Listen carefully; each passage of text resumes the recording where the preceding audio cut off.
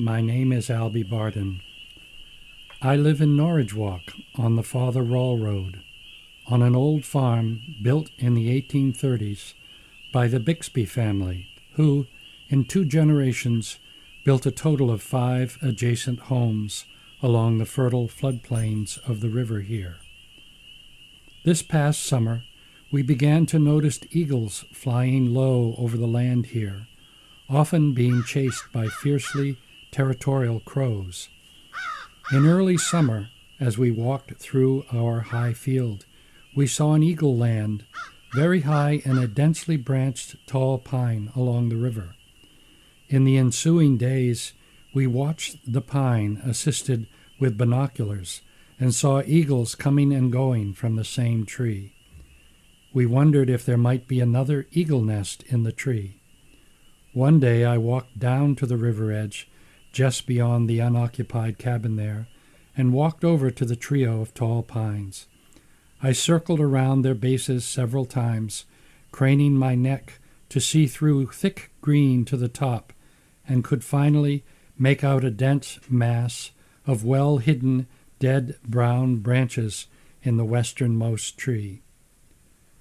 On my frequent drives to and from our shop in Skowhegan, I have watched for eagles for years in the dead pine on the river road in Norridgewock across from the cemetery there. Every few trips I could see an eagle and sometimes 2 in the old pine. They were watching the river for fish, for food. Sometimes I would see an eagle in a low branch, perhaps 8 or 12 feet off the ground, further down the river road, where the little stream enters the river with a tiny pond on the opposite side. The old dead pine finally toppled, and the eagles stopped watching from the north side of the river. But now I frequently see them across the river on an overhanging high branch of a trio of tall pines across the river. In the westernmost tree there is a clearly visible nest there as well. Driving to Madison a few weeks ago along my road, I came to the Big Eddy by the Moores' homes and saw what looked like a large black and white skunk sitting vertically on a low branch of a tree very close to the water at the edge of the floodplain where Manny Moore grows his vegetables. I slowed down and then realized that I was looking down rather than up at a mature bald eagle who was at his or her normal occupation of watching the river for fish. Just around the corner, beyond the entrance of the Sandy River, the power lines leading out of the Father Rall Monument Cemetery cross the river, and just below the power lines towards the Sandy is another great tall pine with the oldest established eagle nest on this stretch of river. That makes 3 eagle nests in Norridgewock Starks along a 4-mile stretch of river. There are enough fish in the river to feed eagle families from 3 nests and to support fly fishermen who come from many miles to the rapids above the old historic Native American village and massacre site in the pines on my road. In the spring and fall, hundreds and thousands of geese fly into the river and cornfield behind my home to rest and feed before they continue on their migrations.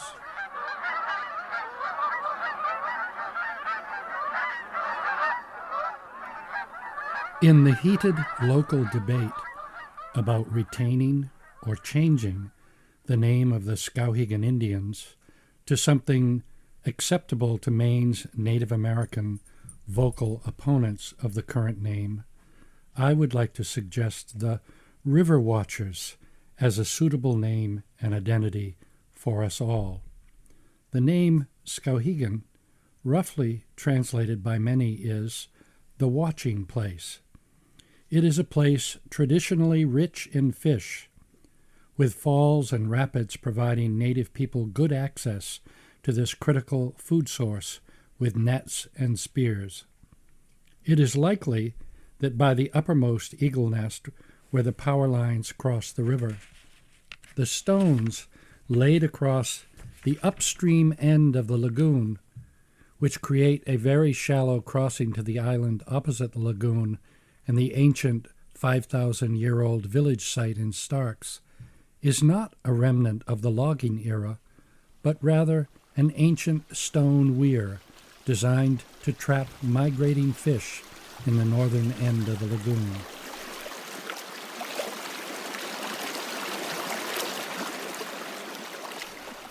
Let me tell you about my personal journey to this suggestion of a deeper embrace of the ancient meaning of this region's identity. When I was a senior at Old Town High School in 1963, we were the Old Town Indians. My tall twin brother, Howard, was the basketball team captain. He dated the cheerleader captain, our classmate, Judy Hill. I dated a short, pretty, blonde, sophomore cheerleader named Gail Collins. The cheerleaders wore soft, white, deerskin moccasins made on Indian Island. They sometimes wore headbands with feathers and Native American motifs on their dresses. Before each basketball game, to the sound of a slow-beat bass drum, was it Steve Mitchell from Indian Island who played the big drum? The cheerleaders would bless the home team basket with a peace pipe ceremony. We were proud to be the Old Town Indians and proud of, quote-unquote, our Indian heritage. Our yearbook was called the Sachem. On its cover was the image of a handsome Native American man dressed in moccasins and a loincloth and a full eagle feather headdress, carrying a Plains Indian ceremonial pipe in his right hand and arm as he raised his left hand high in the greeting of peace. Each morning, over the loudspeaker in the principal's office, I led the school in the Pledge of Allegiance and the Lord's Prayer. Jerry Goldsmith, the third-generation Jewish descendant of the Russian immigrant clothier Goldsmiths, was one of my best friends. We never saw or discussed the irony or legitimacy of our different faith traditions and my daily reading of the Lord's Prayer in school. Teresa Sappier from Indian Island was a member of my class. When in junior high school, a mile or so away from the new senior high school, we walked every day to the high school because this school offered a hot lunch from their cafeteria and the junior high had none. On some slippery winter days, the more daring amongst us would jump behind slowly moving passing cars and crouch low behind the rear bumper and grab on to ski undetected on our feet behind the car. I was not so brave or foolish to try that trick, but I did throw a lot of snowballs.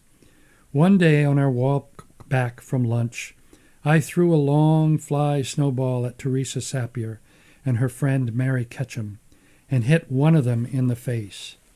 Both of them charged after me and ran me down and pinned my face in the snow and gave me a good lesson in justice and humility.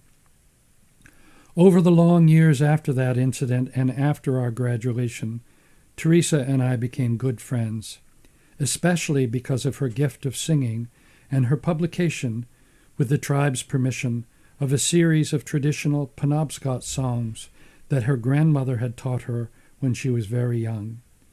At that age, Teresa had no use for the songs and ignored them.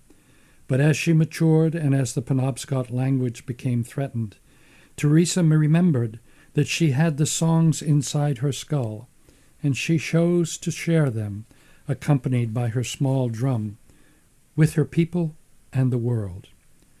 My most memorable class reunion was one in which Teresa came and sang one of her Penobscot songs, perhaps a blessing song for the rest of our class.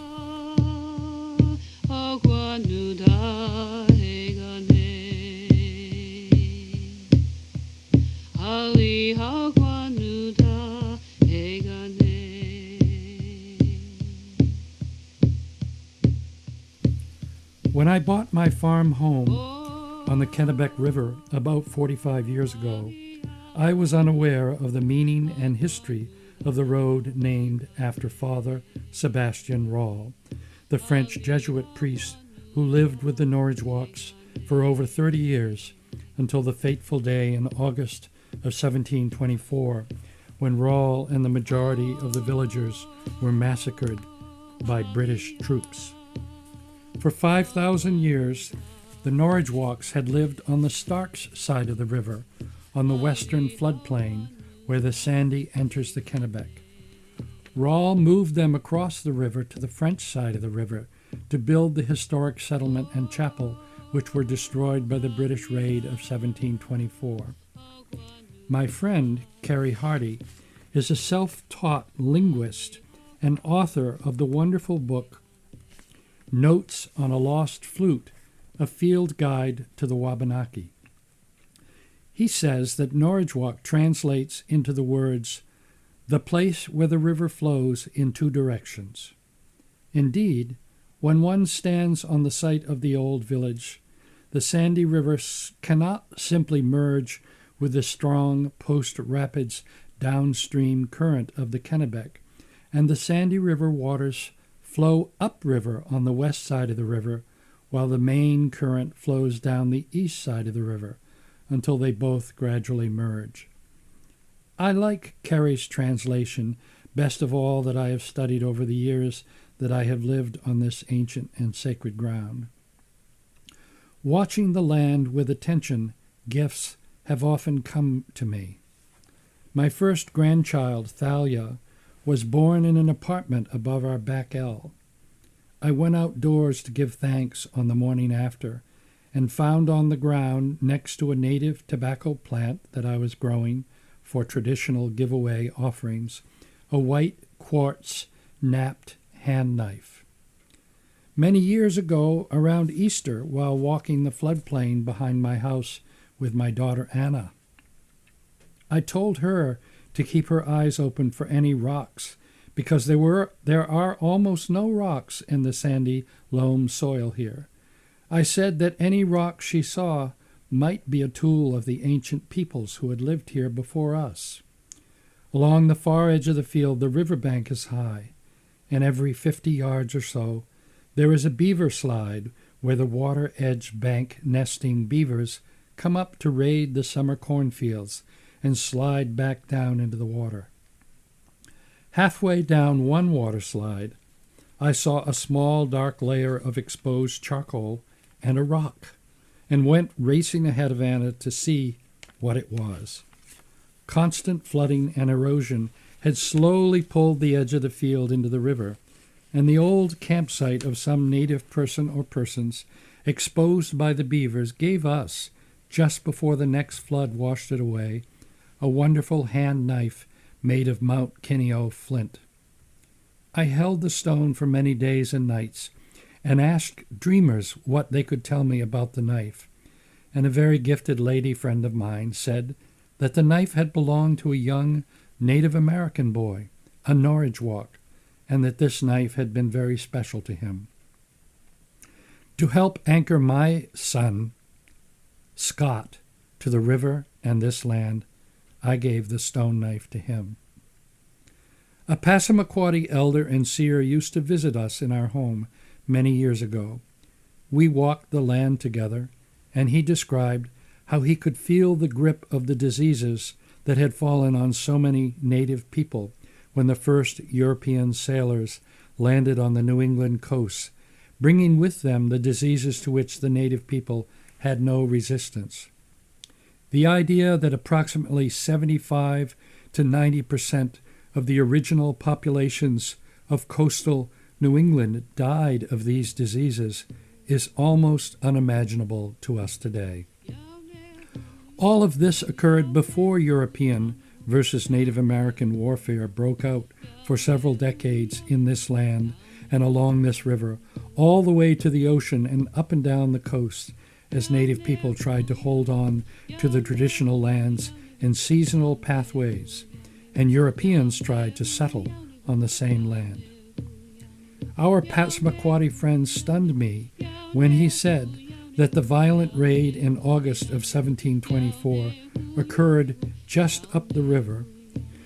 The wife and daughter were dragged bound across this very land after Bomazee was shot fleeing across the river at their fishing camp just below our home.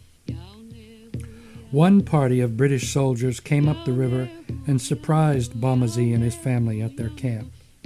Another party marched overland from what is now Skowhegan, avoiding the pronounced dogleg turn the river makes at the bridges in Norridgewock. The two parties of soldiers united just beyond my home site and descended on the undefended village for their annihilating raid.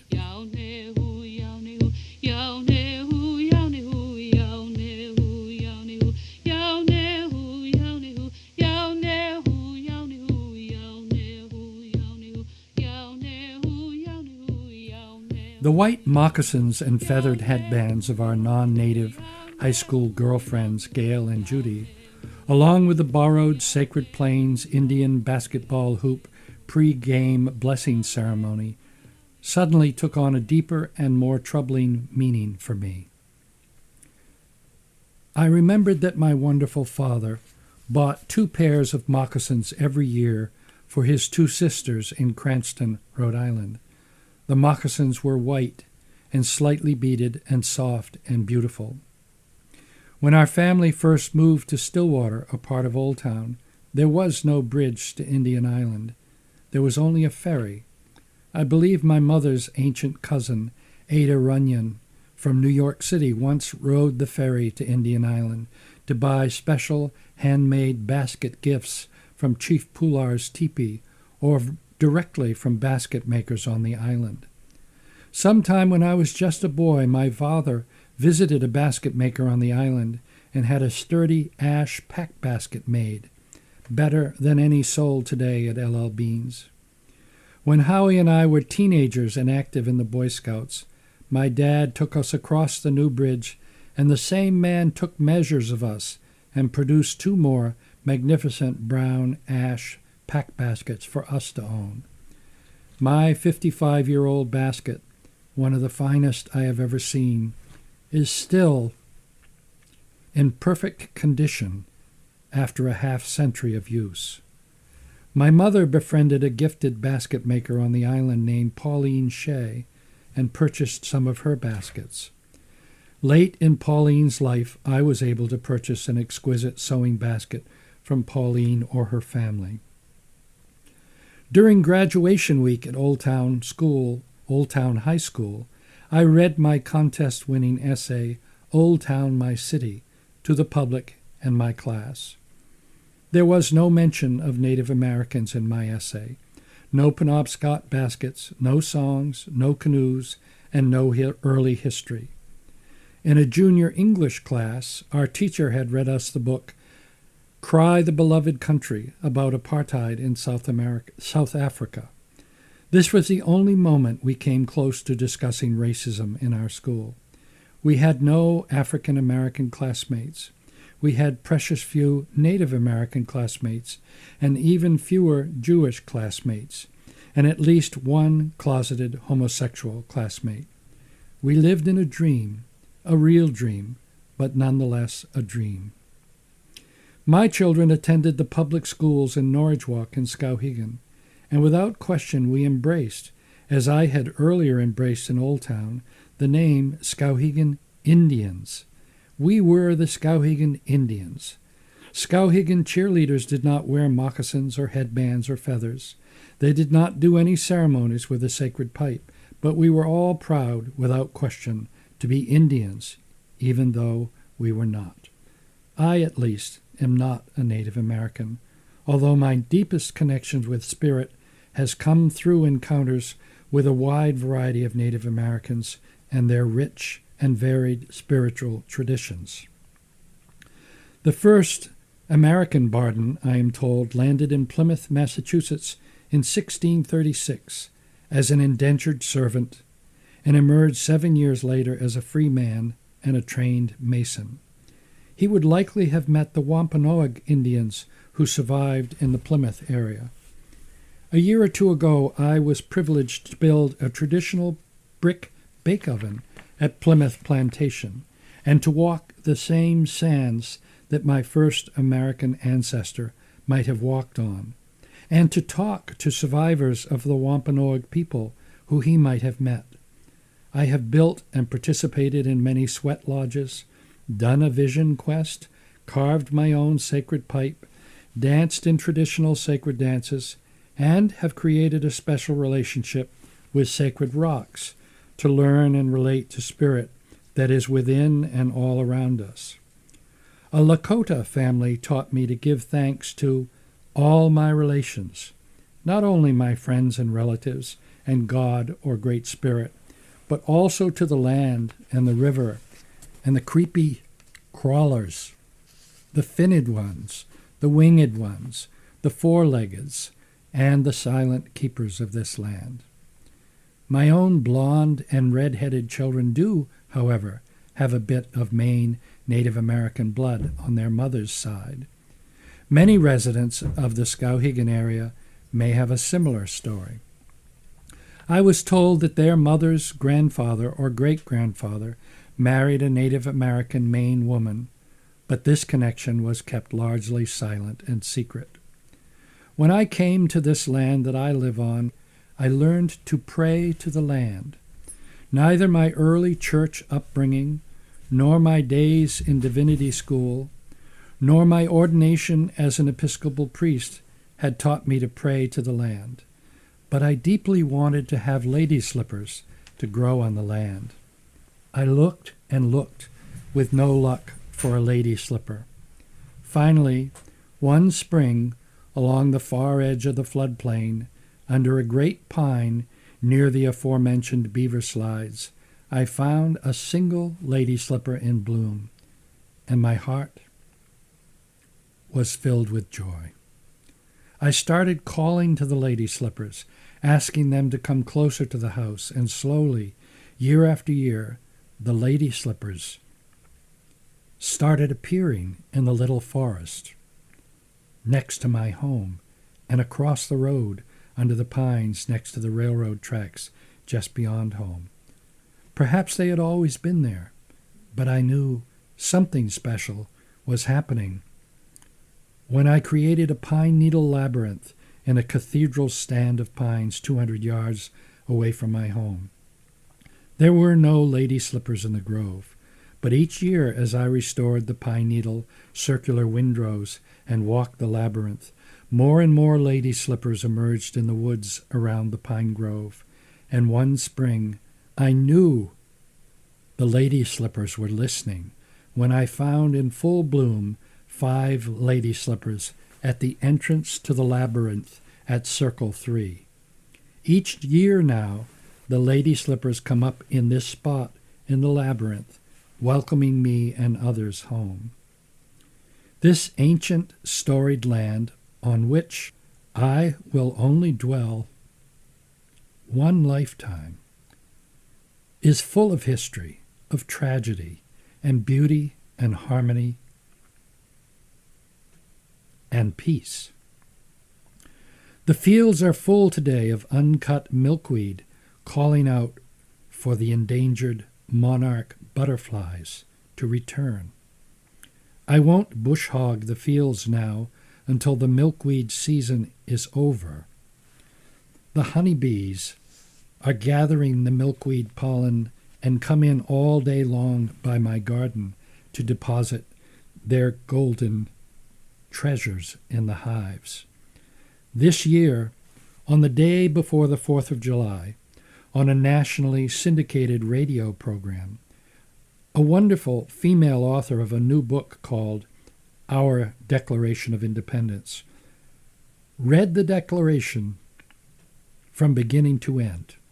I, who as a Boy Scout visited Philadelphia and the Independence Hall, and who purchased there my own replica of this document, but had never read it all the way through, heard the following sentence about the King of England from whom the colonies were declaring their independence.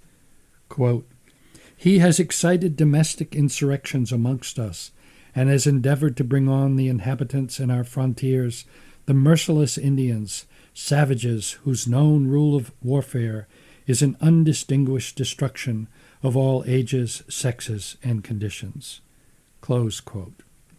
Here in our founding document of independence, written 53 years after the massacre of the native people of Norridgewock, was the voiced consensus reality belief that the land belonged to us, the European invaders, and that the native people would be conveniently dismissed without any rights of their own as merciless Indian savages. While reading Bruce Bork's book on Maine native history called 10,000 Years in Maine, in which he documents the post-glacial reoccupation of Maine by humans, I discovered a small black and white photograph of a document published as a broadsheet in Boston in August of 1724 regarding the Norridgewock Massacre. It was titled, "The Rebels' Revenge." An original copy of this broadsheet was preserved at the Huntington Library in California. With the help of a strong magnifying glass, I started to read a bit of the document and realized that the history of the massacre had been written as a celebratory poem, and that native people of Norridgewock were the rebels, and the British soldiers, we Europeans were all British subjects then, had given the rebels their due revenge. I worked for several years to make contact with the Huntington Library, and was unsuccessful in securing a museum-quality reproduction of the document, until I was able to get my sister, who lives in North L.A., to intercede on my behalf with a personal visit to the library. After many years of effort, the first 6 copies of the broadsheet arrived in color, with the woodcut soldiers discharging their rifles at the unarmed villagers, who we are told by some traditions were in prayer in the chapel with Father Rawl when the attack began. I have given a copy to Barry Dana and to the History House and to the Norridgewock Historical Society and a few other folks, and will give a copy from the second batch ordered to the State Library and Museum. It is an impressive document because it tells from first-hand accounts of the events of the time, but it also tells us who we as a fledgling country of European immigrants thought we were then and who the savages were, and it sheds light on who we think we are today. Who were these people? For the British and settlers along the length of the Kennebec and along the coast of Maine, Father Rawl was a troublemaker. He was a very well-educated French-born Jesuit priest with a keen interest in serving his church and his God and his native flock of people of Norridgewock. He also clearly served France's political interests, who claimed this land for the French. But he is best remembered as the author of an Abenaki dictionary and as a saint and a martyr. Many years ago, I led my family of 2 kids and a young friend of ours and a wife and 2 adult friends in 3 canoes in a trip down the Kennebec River from our backyard to the coast of Maine. I wanted my children to experience the annual summer migration that the majority of the native people of Norridgewock took every year after planting their crops. If the woodchucks and raccoons and beaver and deer of today are any indication of the animals who lived here nearly 3 centuries ago, then surely some folks stayed behind to tend and protect the planted fields. But the many, including the Black Robe, canoed and portaged to the ocean, where clams and oysters and lobsters and fish and seaweed and gatherings and parties would be plentiful. Along the way, white settlers laid claim to ancient land along their coastal route, and conflict was perhaps inevitable. Fires and mayhem occurred as one culture slowly began to displace another. All across America, Native Americans were pushed, murdered, displaced, and disappeared in as many ways as possible, including the destruction of the Plains Indian buffalo herds, so that the entire sustenance of these people would be broken. Once the merciless savages were stripped of their land and their ceremonies and their beliefs and their hair and their languages, a process that continues today, then the dismantled cultures could be corralled and tamed and reimagined and made more civilized. We, as the dominant culture, could adopt an imagined portion of their history and include them in our school systems, not as honored equals in our classes, but as names on our sweatshirts and as mascots on our football fields. We raised sacred pipes about which we knew nothing to our basketball hoops. I once bought a sacred pipe, about which I knew nothing, from an antique dealer in a little run-down shop in Farmington, Maine. I did not immediately buy it because it was powerful and beautiful and alien and expensive. Over the many days that I thought about the pipe, I finally realized that my job was to buy the pipe and return it to its home of origin and to a Native American medicine carrier. Then the money came quickly. The pipe was made of catlinite, or red pipestone, and it dated, according to the seller that said, a small slip of paper, now lost, found in the bowl, had said, quote, received in a Shoshone village, 1870, unquote. In the year and a half that I carried the pipe, trying to bring it home, I knew nothing about how to handle it as a sacred object or a living being. I carried it wherever I traveled and worked in the same red cloth that it was wrapped in when I bought it. I even had the opportunity to take it back to Pipestone, Minnesota, when I had a project to build in Rochester, Minnesota. There we met Lakota tribal members who taught me how to properly handle the pipe and to cleanse with sage, and who assured me that the pipe was authentic and that I would one day be able to return it to its rightful home. I dreamed with the pipe. I suppose you could say that I talked to the pipe. I made a simple request, repeated 1,000 times. Where are you supposed to go? One day, I received a call from a woman in Jackson Hole, Wyoming. The woman wanted me to come and build her a masonry heater.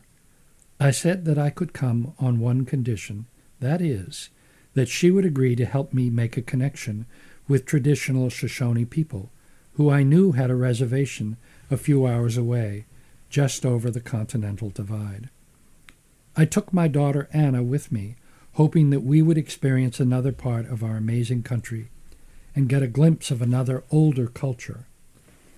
Our material shipment was delayed in Denver, so the 3 free days that I thought we would have at the end of our work suddenly got turned upside down, and within 24 hours of arriving in Wyoming, I was seated in a traditional sweat lodge on Shoshone land in Fort Washakie with a young traditional medicine carrier. At round 3 of the sweat lodge, a 2-foot snake came into the lodge and crossed over my feet and over the feet of the medicine carrier and back out under the edge of the lodge. At that point, I passed him the ancient Shoshone pipe and said that this pipe is for you. Curiously, his medicine bundle had contained no sacred pipe. The wounds of Columbus, of Norridgewock, of Wounded Knee, and countless other places are very old and very deep, and cannot be healed by a simplistic or romantic and naive understanding of our always complex and tragic past. The wounds between cultures and races can only be healed with a great deal of patience and listening and tolerance and request for forgiveness for the wrongs we have done to others in the past and that we do today, wittingly or unwittingly. I guess this sounds like a bit from the prayer I used to read in the principal's office in Old Town, doesn't it? Forgive us our trespasses. That stuff. When I attended the presentation made by 9 tribal members from Maine to the local school board committee, I was one of perhaps only 50 or so people who heard the stories and testimony that these folks shared. I believe that if every student and every citizen of the Skowhegan area school district had heard these words spoken in at least 4 languages, the question of maintaining the name Skowhegan Indians would have been resolved to everyone's tearful satisfaction. Skowhegan area people do not own the rights to the Indian name. The native people, including some descendants of the Norridgewock massacre survivors, want to be seen as our equals and as our teachers and as the sharers of a long mutual heritage. The struggle to let go of the idea of the Skowhegan Indians and to embrace another, healthier and more democratic version and name will be a challenging struggle, but I am confident that over time we will find another name that we can all be proud of. In my lifetime, I want to see the Kennebec River restored to allow native salmon to swim all the way up the river to their ancient spawning grounds and to pass by the old village site where the Sandy River comes in. I want to see the river watched and kept alive and healthy and a source of food and beauty and recreation and health for us all. Skowhegan, the watching place. Let the eagles show us the way.